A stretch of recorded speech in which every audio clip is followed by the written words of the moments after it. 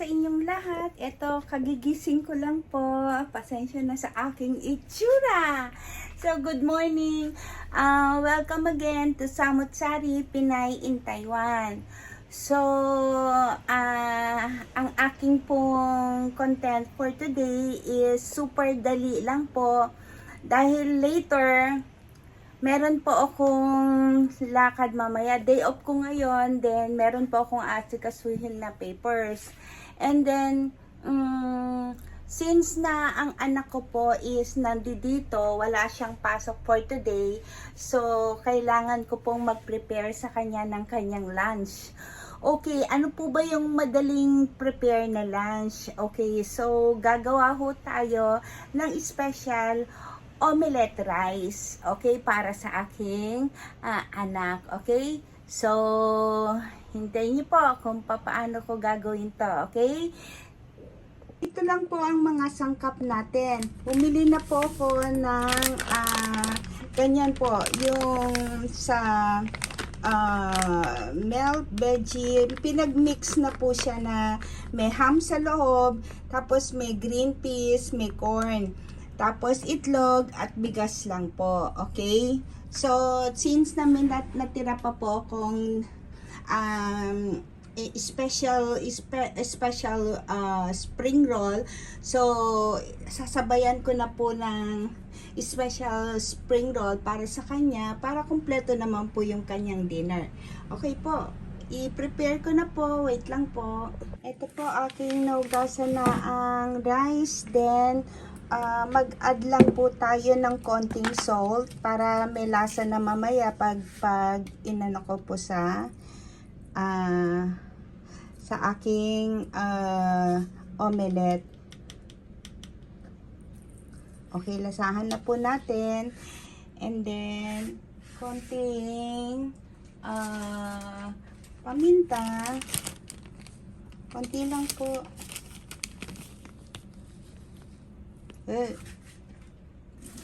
Okay po, and then nagmix na rin po ako ng kanyang tong si vegetable na rice, mixed vegetable.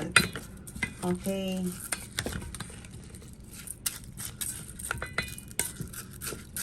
So, isasain ko lang po muna yan, tsaka po ako gagawa ng omelette. Okay po? Ito na po yung rice natin. Tapos, lagyan lang po natin siya ng cheese. Kanina po nakapaglagay na po ako, kaya nag-add po ako ng cheese. Ang bango ng amoy ng cheese. Kita niyo po? Nag-aano yung cheese talaga. Kasi mozzarella po talaga yung aking ginamit. Okay po, gawa na po tayo ng ating omelette. Magpainit po tayo ng ating egg pan.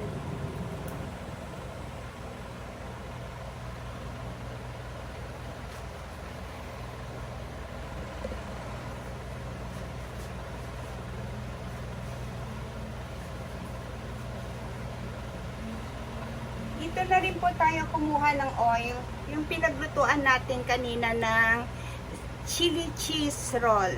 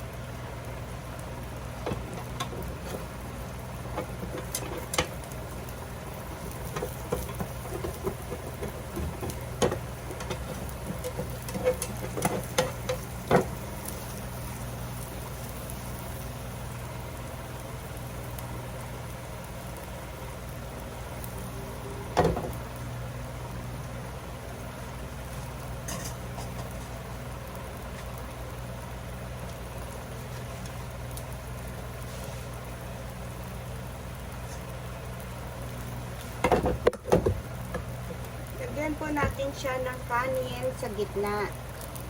Ayan, may cheese pa po siya.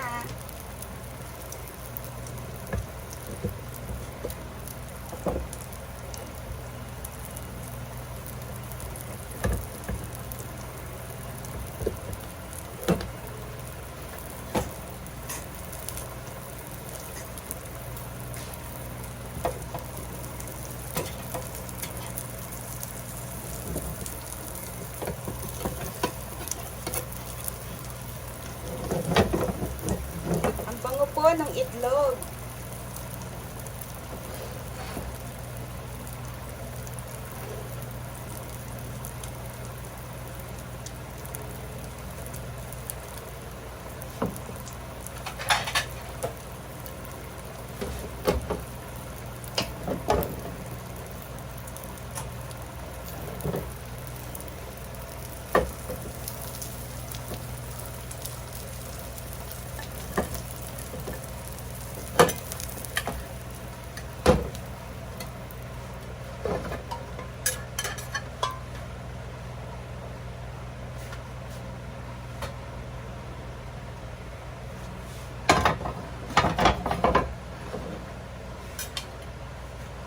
Ito na po ang ating cheese omelette with cheese. Rice omelette with cheese.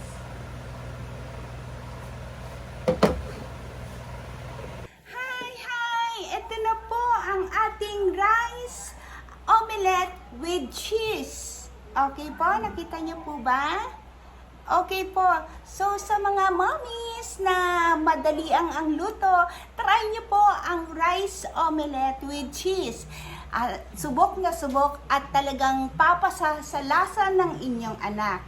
So, dinagdagan ko siya ng mga vegetable para complete sangkap naman po siya na ihahain natin sa ating anak. Okay po? So, mga ka-brothers, ka-sisters, sana po nagustuhan niyo po ang aking content for today. Maraming salamat po sa mga nakapag-subscribe at saka sa mga hindi pa po nakakapag-subscribe. Please po, paki-subscribe na lang po ang aking vlog. Okay? Ito ay ang Samut Sari Pinay in Taiwan. Maraming salamat po. God bless you all! Going round in circles, got you stuck up in my head.